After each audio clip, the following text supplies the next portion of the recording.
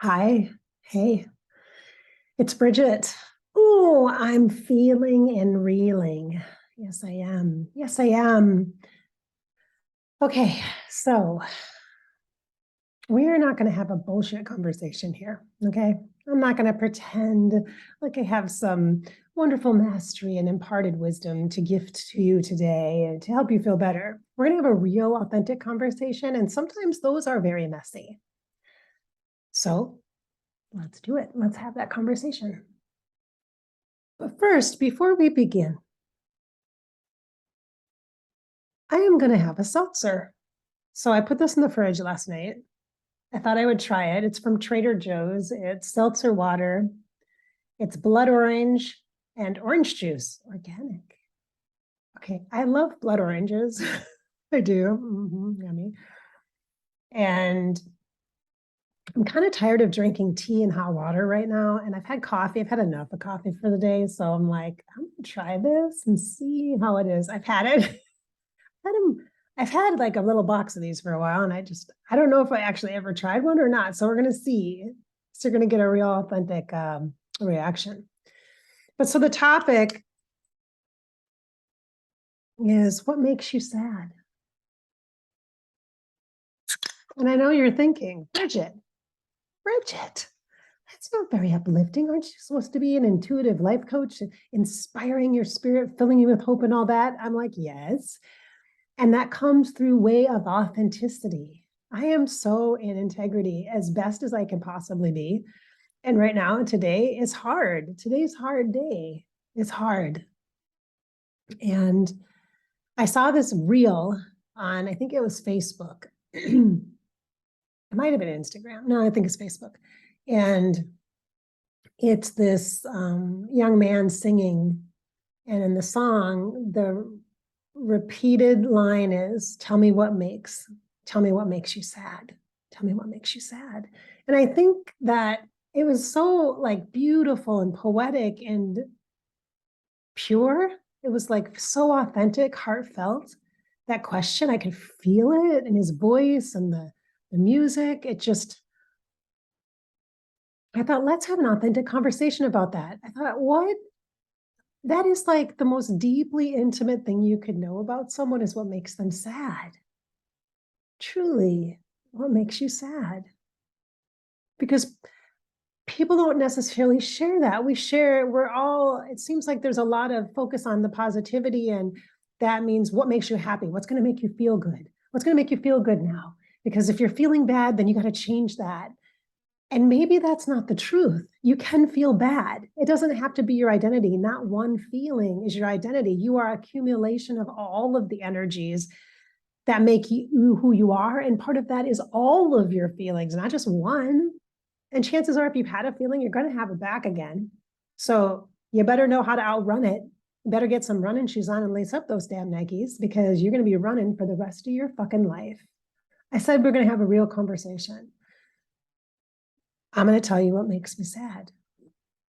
And I'm going to invite you to recognize within yourself that, so that you can be pure and honest and in integrity with yourself. If you're at a place to do that. All right, ready to try this? Blood orange. Okay, you're going to get an authentic reaction. Ready? This might clear out my sinuses. This might just be a sinus clearer. We'll find out.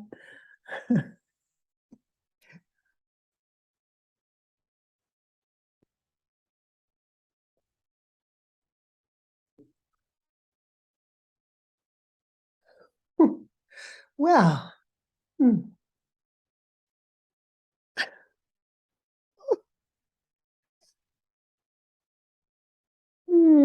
very tart, not in a good way.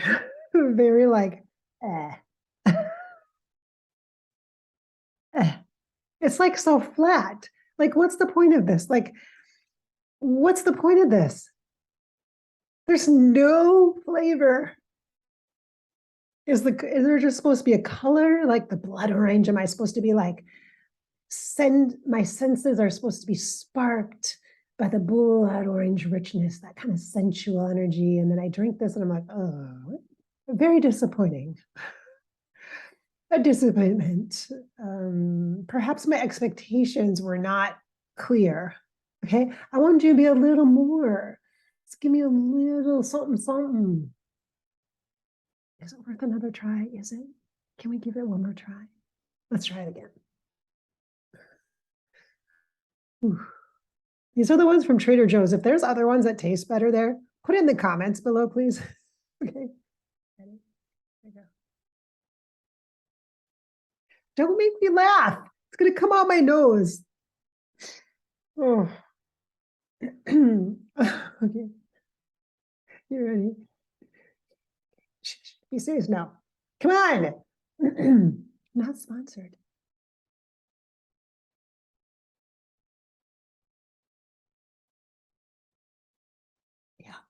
Yeah. Mm. Oh. I like the fizziness. I like the bubbles. Other than that, there's really nothing I can say about that. I can't believe people pay for that. Ah, ah.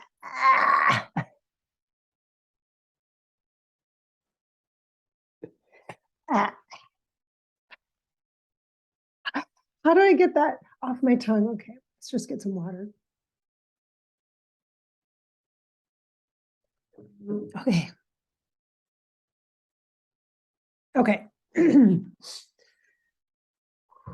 We are complex, aren't we? We can have a variety of emotions and be doing multiple things at the same time. We just did a little flavor sample. We had a little bit of fun with that, while at the same time, our hearts are breaking, you know? So that song ignited in me this recognition for the desire for intimacy. I think we want to be known. I think there's this fear of being known, and I think there's this necessity to be known. But the truth is not everybody's going to understand. And it's not really about understanding. It's just about the ability to be in the presence of another and hold that space for them to be themselves, to just be themselves. I think that's what we actually want, is that permission to feel like we can actually just be ourselves without any kind of worry about consequences or ramifications or it coming back to bite us. You know what I mean? The challenge, I think, is that when you're in a relationship with someone, I think it requires a tremendous amount of trust, and that happens and is built over time, so that that can be demonstrated, that you have that depth of ability to go into a space that is sacred, that you can be authentically you. Even if that other person can't understand you, they don't have to get you. They just have to be able to hold this space for you, wherein in the future, it's not going to come back, or they're not going to be use it against you in another way, or in another conversation, or in another situation or circumstance. There has to be this foundation, I think, of trust in order for that to even occur. So let's just put that out there. And that's hard to have. It's hard to have a base of trust. Now, for some people, I think some people trust easily. And then once that trust is broken, then to get it back, it may never happen again. And it won't necessarily happen to the degree that it had been in the past, if that's broken or severed. And for others, I think there's an investment of time and a energy of a desire to be in a longer term kind of relationship scenario with someone, in order to be able to recognize that over time, then that trust is something that is evidenced. Like, it's proven that the words match the actions, and that person will show up for you, and then not expect anything in return. You know, it's not like, okay, you tell me your stuff, and then okay, now I'm going to tell you my stuff, like after 5 minutes of holding space for you, or after even 30 minutes, whatever. It's like there has to be this kind of a balancing of energy. And I think that happens in relationship dynamics over time, whether it be with friendships, whether it be in a work scenario, or whether it be in your intimate relationships with your partners. I mean, it really, I think, takes time to be able to really feel like there is a trust there. And that happens in little moments of time throughout the relationship experience, where that is proven. It's demonstrated by action and someone's ability to listen and to hold that space without jumping in and having to try to fix it. It can be very challenging. I know for me it is, because I always feel like, I mean, it's my job, right? I'm an intuitive coach. So it's my job to help people, to provide that different perspective. And so when I'm in an interpersonal relationship where it's really a balanced relationship, I'm not the coach. And I have to literally say to people sometimes, my friends included, that I'm just being human. I'm just going to be a person. I'm going to listen to you. Like, tell me what you need. You need me to listen? Do you need me to give advice? What do you need? Like, I do that with my kids too. I'm like, okay, wait a minute. Let's clarify. What role is mom having right now? Am I just listening to you? Are you just venting? Do you just need a sounding board, like, to get it out? I'm just watching you get it out. Or do you want advice? Like, am I listening to give you perspective? Like what's the point of my role? Like, what's my role? And I think it's important to clarify that. And I think it can be confusing, especially when you have two very passionate people, or two very different people even, not really understanding kind of what is needed from the other person. You have to articulate that. And that is how trust is built over time, by your ability to say what you need. Okay. All right.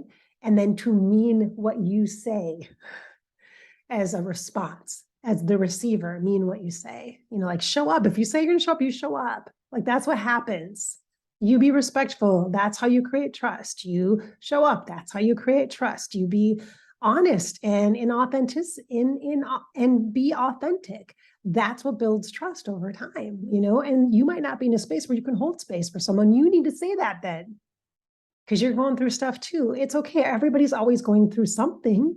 You don't have to be perfect in order to show up for someone else, but you have to be honest and in integrity, because otherwise that person is not going to get the trusted version of you.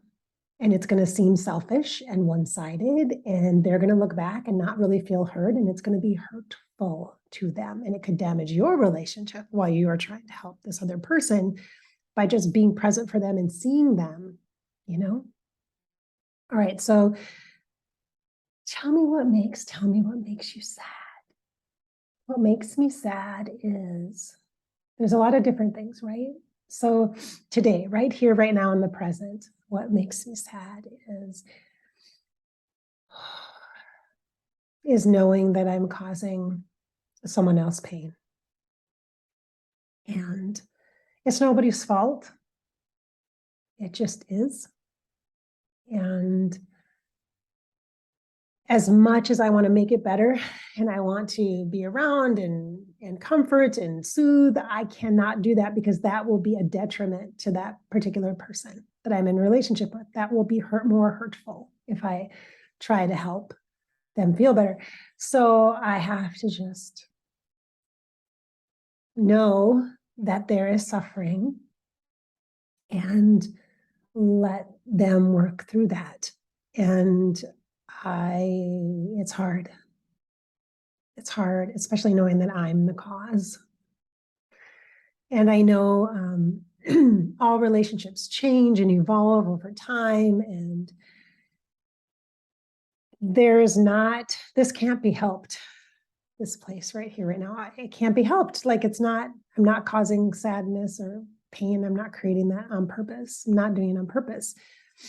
But there definitely comes a point, I think, in all of our lives where we have to choose ourselves, and where it becomes very inauthentic. It becomes very wrong to continue to just try to be the same person that person needs, or that is expected, whether it be in your role as a mom, or as a partner, a wife, or as an employee even, or as a business person. Like, there's so many ways that we reinvent ourselves, we grow and evolve over time, and we shouldn't be the same person we were 10 years ago. We shouldn't be. It should not be expected. And yet at the same time, when you change and you grow and recognize that you maybe need things that you didn't need before, or that you had been maybe holding back or withholding parts of yourself that are really now just, you can't do that anymore. And you know that just by you being you hurts someone else. That's hard. That's what makes me sad today. Just by me being me, it's causing a great deal of pain to someone I care about. So that's what's making me sad today. Yeah, I know you guys are like, whoa, Bridget, whoa. Yeah, it's deep. Yeah, and I'm sharing it on YouTube. Why? Because that's what I do. This is because we need examples of imperfect people that are navigating and willing to work with energy and our own personal shit and do the healing and recognize that relationships are hard and they are essential. And they're the reason why we're here in a human body as a spirit, because we need people. We need the relationships. We need these experiences, and they're painful, yes, but they're not always painful. And there's a purpose for them. And there's a bridge that we cross over when we are willing to step into the awareness of the depth of all of the feelings we have, and the ownership of their mine. And yours are yours. Mine are mine, and yours are yours. And there's no comparison. We can't compare because we're very different people, and we can't, it's not a competition like who feels worse than the other or who's more happy than the other. There's all these assumptions, I know that are made because I have friends that make assumptions about what they see that I post on social media, on Bridget Inspired, on Instagram, or Bridget Inspired Facebook, or on my personal Facebook page, or even here on YouTube. And they make assumptions about, oh, well, she's doing okay. She's happy. I'm like, really? Because I'm playing around with the seltzer water, having fun in the moment with it? Because why not? Just because I feel sad doesn't mean I have to walk around in it as my identity for the next several weeks or months until all of a sudden magically one day I'm better. Like, that's not how it works. So if I put my best foot forward, that's okay. That means in that moment I'm showing up and I'm feeling what I can feel, and I'm mining an energy that feels inspiring. And I'm going to show you how to do that by doing it. I'm going to give you the experience by sharing it, because this is what life is. This is exactly what you want. You want to be able to fall apart and recreate yourself over and over and over again. And guess what? It doesn't always have to be painful or traumatic either. And sadly, sometimes it is painful and traumatic. And that's about where I'm at today. Yeah. I didn't pick something. There's so many different things that are impacting and influencing, just like with you, right? There's not just one thing. There's not just one thing. You have many relationships. You have many things to balance, right? So, without judgment, tell me what makes you sad. Tell me what makes you sad.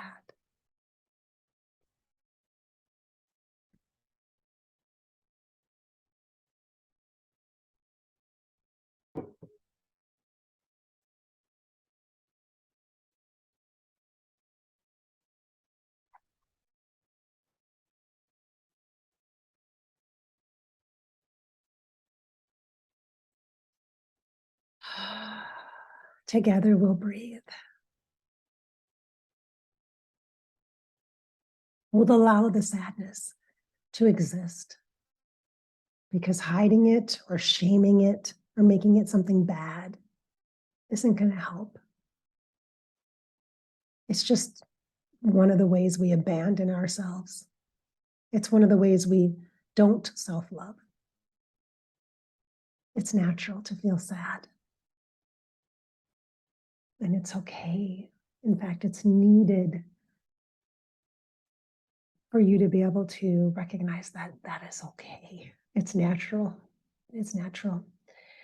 And if you didn't feel sad, you wouldn't be I would be a little more worried about the type of person you were, to be honest. It's like, do you have the capacity to feel sad? Yes, I would hope so. If you're an empathetic, compassionate person, you will feel sad. You will. But you don't have to become sadness. It doesn't have to be your identity. Okay. Moment to moment, minute to minute, find some peace today. Coexist with the sadness. I feel you. I feel you. I do. Thank you for being here. Thank you for showing up. I see you. I see you.